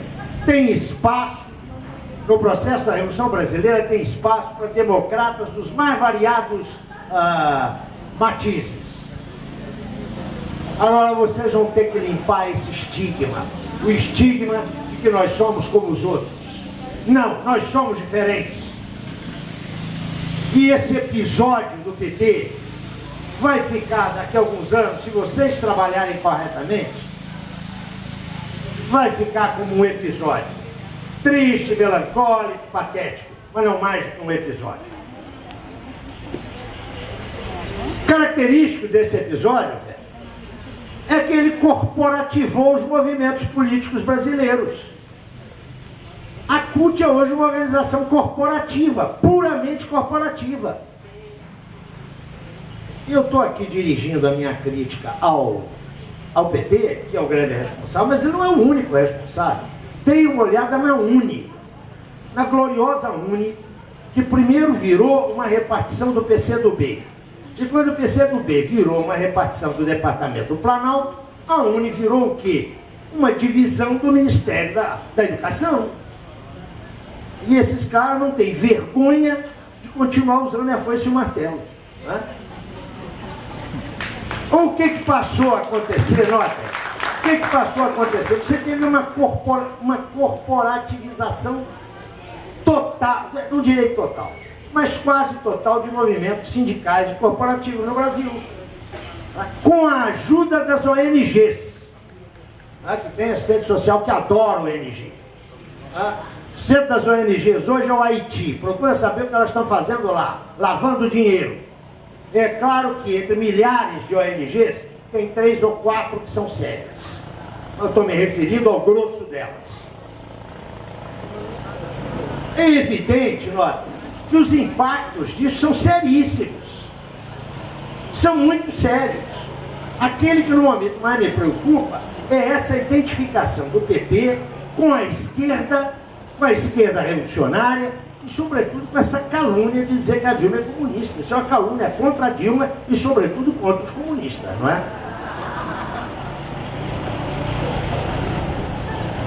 O Felipe fez uma intervenção curiosa. Ô Felipe, eu concordo com você que, do ponto de vista da nossa vida pessoal, privada, nós carregamos uma carga de conservadorismo que é herança da nossa família, da nossa formação, da nossa socialização. Agora, atenção, uma coisa é esse conservadorismo e outro é o conservadorismo sociopolítico. Eles não podem ser postos na mesma balança. Quando nós estamos falando aqui em conservadorismo, nós estamos chamando a atenção na reatualização de valores anti-civilizatórios. Uma coisa, note, eu tenho amigos assim, que têm uma enorme dificuldade de aceitar que na humanidade de que fazemos parte, há heterossexuais e homossexuais, heteroafetivos e homoafetivos. Eu tenho amigos que, se descobrirem que a filha é lésbica ou que o seu filho é gay, eles vão ter uma crise enorme. Isso é sinal do conservadorismo deles, mas atenção, esses meus amigos lutam seriamente no plano político contra qualquer tipo de discriminação. E vocês devem conhecer pessoas assim.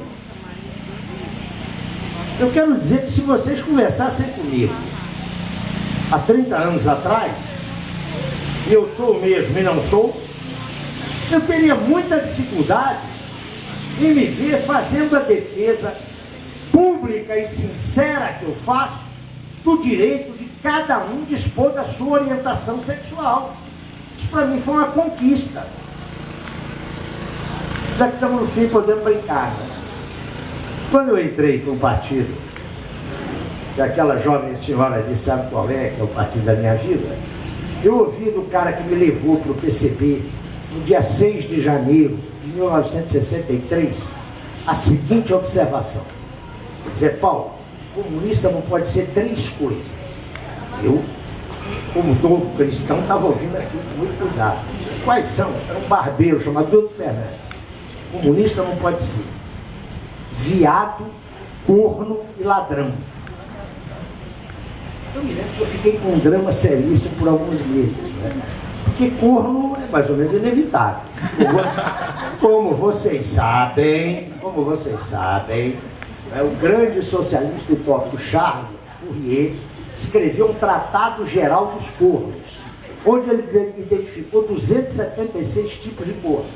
Eu já tinha lido precocemente e comecei a pensar na minha alternativa entre aqueles 276. Seria inevitável, eu prefiro não saber. Viado me apavorava, a própria palavra. Pode ser corno, viado, olha a gradação. Corno, viado e ladrão. O viado eu tenho que me proteger, no mínimo. Ladrão, eu acho que eu não vou ser. Eu quero dizer para vocês que isso foi, durante alguns anos, uma norma de vida para mim. Eu fui socializado assim, meu caro Felipe. Até que eu descobri, que foi uma descoberta traumática para mim, que a minha melhor amiga era uma lésbica. E foi ela que me ajudou a abrir a minha cabeça. Do ponto de vista pessoal, isso são conquistas. Eu acho que nesses últimos 30 anos, não sei se melhorei muito, mas com certeza baixei o meu QI, ou seja, o meu quociente de ignorância. Agora, não é a esse conservadorismo que nós estamos nos referindo. Nós estamos referindo àquela objetivação de grupos, classes sociais, que põe em risco a autonomia dos indivíduos. Esse conservadorismo, ele agora está revitalizado. Isso é indiscutível.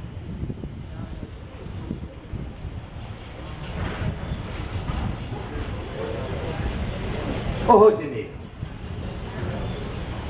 eu estou inteiramente de acordo com o fato de que os movimentos sociais não vão enfrentar, não. Já estão enfrentando. E não é de agora. Atenção, não é de agora. Vamos enfrentar, eu não diria, Rosinei, formas ditatoriais, salvo se a gente usasse o conceito rigorosamente marxista de ditadura de classe, que esse é aquele sob o qual nós estamos vivendo. Mas eu diria que já foram dados sinais inequívocos do que ia ser o segundo governo Dilma. O terceiro vai ser pior. Quero te lembrar, vocês sediaram aqui, não é, jogos da Copa do Mundo. Não sediaram? O Rio sediou vários. Eu vivo no Rio. Quero dizer para vocês que foram feitas operações de guerra antiterror, como eu só vi no tempo que eu vivia na Europa, quando a Al-Fatah estava operando. Se vocês prestaram atenção na campanha da Dilma, a campanha eleitoral, ela avisou, só não ouviu quem não quis, que o esquema da segurança pública dela seria a duplicação e a generalização das formas que foram utilizadas durante a Copa do Mundo. Ela disse isso, o modelo já está aí, já está testado. Não sei se vocês viram a pancadaria que foi em torno do Mineirão, com mulher, criança, gestante tomando porrada. Porrada que eu não via, note, no final da ditadura, em cima de trabalhador. Então, minha nega, prepara o lombo. Você e a... acho que é a Adriana. É a Andréa? Que disse aqui da juta dela, mas pode preparar o lombo, não vai ser aranja e pele grossa. A conversa agora é outra.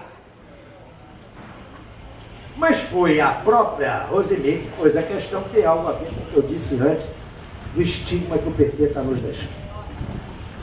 Eu quero citar de novo Carlos Nelson. Quando Carlos Nelson, vocês sabem, saiu do PCB em 82, namorou o PSB, mas entrou mesmo no PT em 89. E saiu em 99, quando saem os companheiros que criam o PSOL.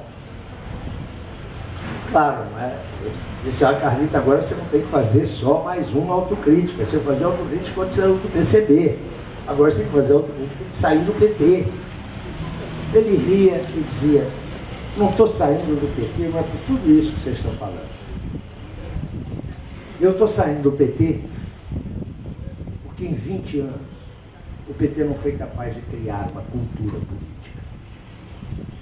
É verdade. O PT não criou uma cultura política. O PT incorporou pedaços da cultura política dominante e vigente no Brasil. Mas isso tem a ver especialmente para os ex-petistas, que hoje estão muito tristes, né? Tem a ver com algo que a gente tem que explicar com mais profundidade. Né? Não é uma questão de mudança psicológica, de fraude dos dirigentes do PT. A base social do PT mudou nos anos 90. É esse que é o nó. Aquele PT original sindicalista desapareceu. É outro PT. Se vocês observarem, e eu sou o último homem do mundo que vai fazer defesa do PT. Eu tenho vários pecados na minha vida. Até fui escoteiro. Nunca fui coroinha, nem membro do PT. Mas é preciso que a gente restitua, tenha um pouco de visão como é que foi a evolução desse partido. Tirante o Zé Dirceu, esses caras que vocês estão vendo envolvidos nessas, usemos o termo filosófico da cultura do PT, nessas maracutaias todas, são figuras que entraram no PT pós-94. Atenção para isso. Não é gente de origem trabalhadora, são camadas médias, oportunistas. A gente tem que entender essa mudança no PT. É lamentável que isso tenha acontecido. Isso não justifica, mas explica. Ou seja, o PT não gerou uma cultura política nesse país.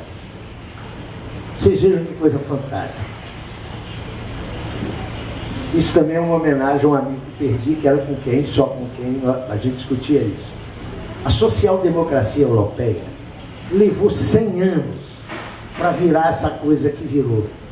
Aqui no Brasil tudo é muito rápido, nós somos geniais. O PT em 20 anos conseguiu fazer a mesma trajetória da social-democracia europeia, que a democracia social europeia demorou 100 anos.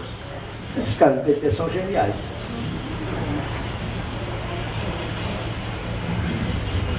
Ô André, esse aqui foi André. Eu também estou convencido que está surgindo uma nova vanguarda. Não é só no movimento docente, não. Não é só no movimento docente. Eu diria que em vários segmentos da sociedade brasileira estão surgindo figuras novas, gestados na etapa de luta que nós estamos vivendo. Aí você tem que me ajudar. Aquela foi a penúltima greve que nós fizemos. Foi uma greve também dura, mas foi uma greve forte. Eu estou convencido que quem puxou sobretudo aquela greve são os novos professores, especialmente aqueles que entraram via REU.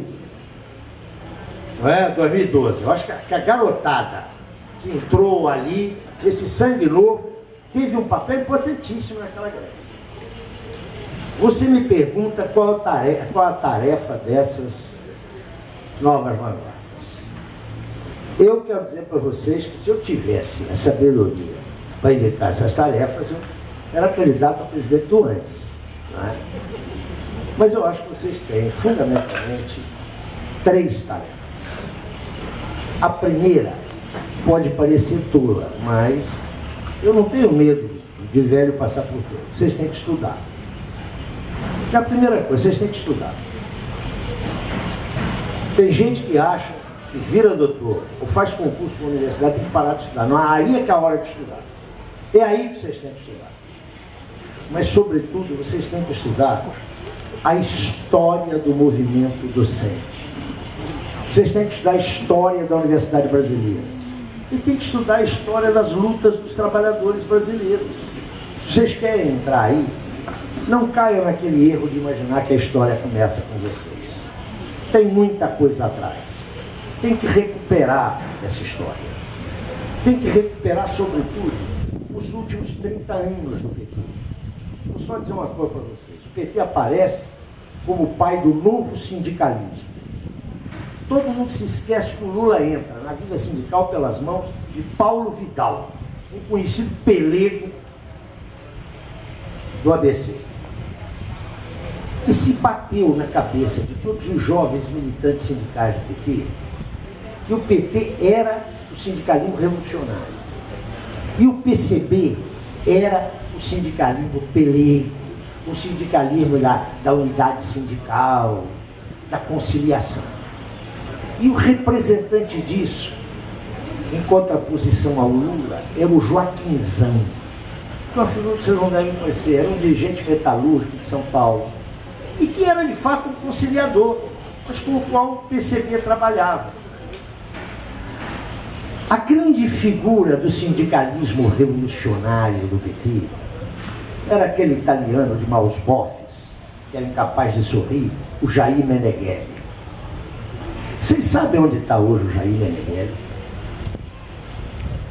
Ele continua no conselho do SEBRAE, do qual ele foi presidente, com salário de R$20 mil e mais verba de representação. Vocês sabem onde é que está o Joaquinzão? Eu vou lhes dizer, o Joaquinzão morreu num abrigo da prefeitura de São Paulo e por pouco não é enterrado como indigente. Essa história que vocês precisam de estudar, para ver que não é o passado que explica o presente, é o presente que joga a luz no passado. Acho que a tarefa de vocês é essa. Agora eu quero dizer para vocês qual é a minha tarefa. Que me trouxe aqui com imenso prazer. Eu achei que vocês iam me chatear muito. Mas vocês me disseram, não, mas tem uma questão aí, calma, que é a do... Não é do Felipe. Estou me esquecendo do companheiro lá da Educação Física que falou na CAPES. Derek. Perdão, Derek. Eu anotei aqui, mas passei por cima. Ó, Derek, isso aí é escolher entre a cruz e a caldeirinha. Tá? Aqui deve ter algum coordenador ou diretor de pós-graduação. Então, o que cara tem que fazer? Nossa amiga Joana. Ela tem que garantir que na próxima avaliação, na pior das hipóteses, ela não caia naquela avaliação. Se ela cair, ela está frita, diminui bolsa, blá, blá, blá. Então, o que ela tem que fazer? Ela tem que enquadrar professor e estudante nesse produtivismo maluco, porque eles têm que ter um bom látis, como se houvesse látis bom e mal, né? Eles têm que ter um bom látis para ela pontuar e ela passar de 4 para 5, de 5 para 6. Esse é que é o negócio. Então ela é obrigada, atenção, ela é obrigada institucionalmente a seguir direitinho aquelas coisas todas que você sabe, que nós sabemos que são espartilhos, são camisas de força. Mas ela não faz isso só por pressão da CAPES. Eu espero que não seja a realidade do curso que você coordena, por favor. Mas ela faz isso sob pressão de vários professores do curso dela. Ela faz isso sob pressão da reitoria dela, de pós-graduação. Ou seja, é escolher, eu insisto, entre a cruz e a caldeirinha. Qual é o jeito de lutar contra isso? Do ponto de vista institucional, Derek, não tem jeito. Não tem jeito. Vem cá os caras, olham lá os arquivos, vê tempo de conclusão, carga horária, e metem aquela tabelinha que é a mesma para qualquer universidade do Brasil, né? Aliás, é uma tabelinha mundial. Eu só vejo 2 maneiras de enfrentar isso. Gerar um movimento da opinião acadêmica, não é nosso não, não é nós com nós não, professor. É da opinião pública acadêmica. Naquela massa, volto a dizer, tem um grupo de reacionário, um grupo de revolucionário. Então a massa é nacionária. Temos que trabalhar sobre essa massa para criar um clima de repulsa a esse tipo de avaliação. Mas não um clima de repulsa à avaliação. Não foi discutido aqui. Felizmente, senão nós íamos brigar. Tenho certeza que nós íamos brigar. Fala em avaliação com o professor é mexer em vespeiro. O professor quer ser avaliado pelos pares. Ou seja, quer compadrio. Eu te avalio, tu me avalias, nós nos avaliamos. Tem que romper com isso também. Mas não foi objeto de discussão aqui. Atenção, felizmente, não foi objeto de discussão aqui. Primeiro tem que criar esse clima. Agora, segundo, provavelmente vocês vão discordar de mim, e é ótimo, discordem para a gente poder continuar avançando. Eu estou convencido que nós temos uma outra frente de trabalho.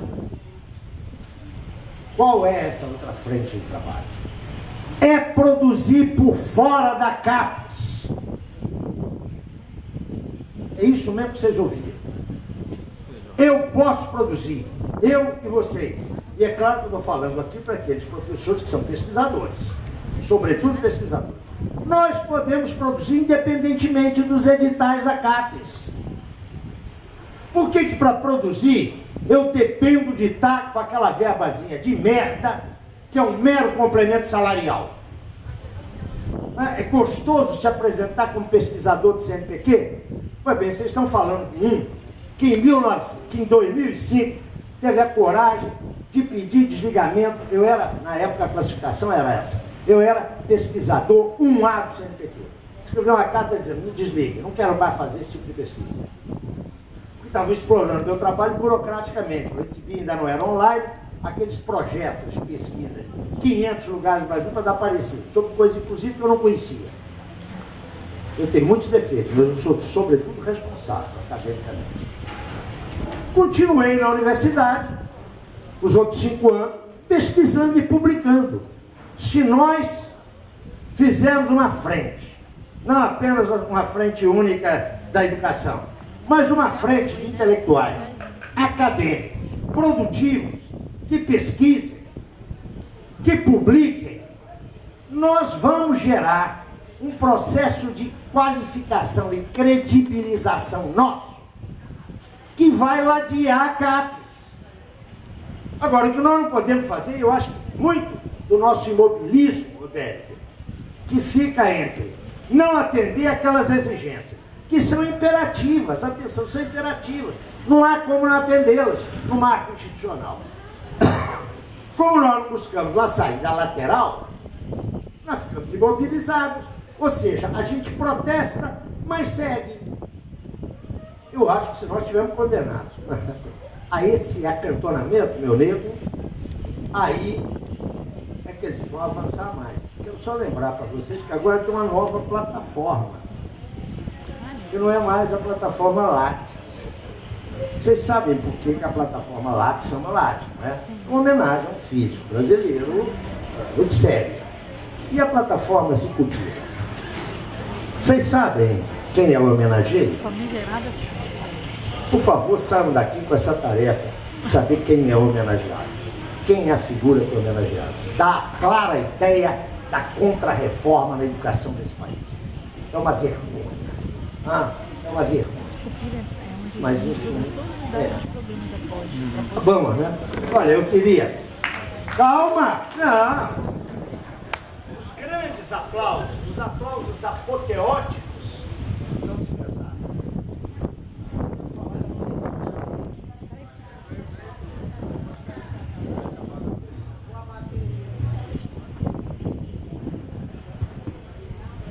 Eu quero falar da minha tarefa. O que é que me trouxe aqui? Eu sou um homem muito feliz, viu? Se é possível felicidade, esse mundo de merda que está aí, ela é muito privadazinha, né? A minha vida privada, eu sou um homem muito feliz. Os meus amigos sempre foram do melhor naipe, as mulheres que eu amei sempre foram mulheres maravilhosas. Eu não servia para elas, mas elas sempre foram maravilhosas. Mas eu estou tendo um fim de vida. Eu tenho quantos anos mais de vida ativa? Mais 10 anos? Se eu tiver isso, eu estou mais do que compensado. Eu não mereço isso. Mas se eu tiver mais 10 anos de vida ativa, eu vou morrer feliz. Do ponto de vista pessoal. Do ponto de vista político, eu morro muito mal. Eu queria morrer vendo o renascimento do movimento socialista, a reconstrução dos projetos socialistas. Eu acho que isso não vai acontecer. Mas a vida tem surpresas. Quem sabe eu morra felicíssimo. Sobretudo, eu olho a minha geração, que deu mártires na luta contra a ditadura, verteu seu sangue generoso com a causa em glória.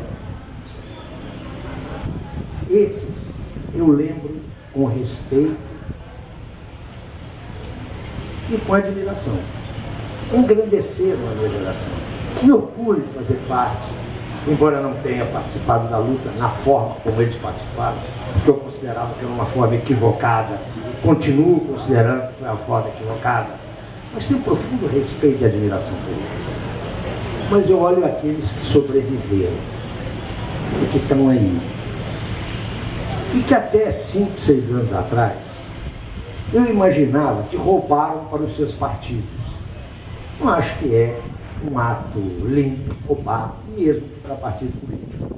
Mas num país onde a burguesia assalta o fundo público todo dia, não sou eu que vou ser juiz moralista de ninguém. Agora, estou descobrindo que alguns desses caras roubaram para fins próprios. Meteram a mão num dinheiro que não era deles, em troca de poder. Quero dizer para vocês que é um fim de vida meio melancólico. Mas não é triste para mim, porque eu vejo que estão surgindo novas vanguardas, que tem gente nova brigando. E eu acho que eu tenho um papel. É muito pequeno, mas que eu venho exercendo nos últimos 10 anos, 15. Ela perguntava qual o papel de vocês. Eu não sei, eu acho que é estudar. O meu eu sei. O meu é erguer, ainda que seja uma frágil ponte, como se diz na minha terra, uma pinguela, que possa ajudar vocês a atravessar esse tempo tão difícil, que facilite o itinerário de vocês para um futuro que eu não vou ver, mas que vocês podem construir. Eu sou um otimista irrecuperável. Claro, eu sou comunista, mas eu tenho que ser otimista. A curto prazo, eu acho que vocês vão levar um rede no longo. É isso que eu acho, posso estar enganado. Mas a longo prazo, eu estou convencido que como nós temos a razão, como nós somos os melhores, nós vamos triunfar. Agora, tem que provar que é o melhor. Não basta acreditar que é. Eu queria dizer para vocês uma coisa de um filme que vocês viram. A peça talvez vocês não tenham visto. Mas o filme todo mundo certamente viu. Mas não deve se lembrar desse